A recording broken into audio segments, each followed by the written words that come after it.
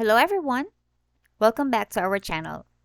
In this episode, I will show you where to update or change your phone number that you've registered in Binance. Let's begin. So first, let's go to Binance account and then log your account in.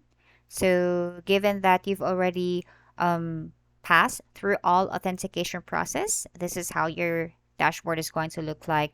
You can also do this in your Binance app that's installed on your smartphones, or like in this case, you can also do via desktop.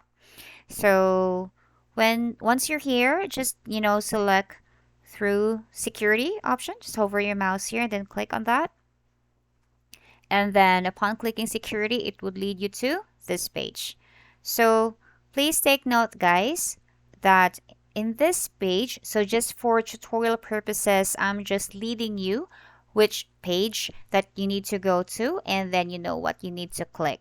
So this is where you can change your phone number, and then you could also remove if you wish to do that. But bear in mind, guys, just for tutorial purposes, I'm not going to change my number because when you are going to change your phone number, that means your SMS authentication would also be updated. You need to log in when you need to change that for additional security. And take note that withdrawals from your account will be disabled for 24 hours once your phone number is changed.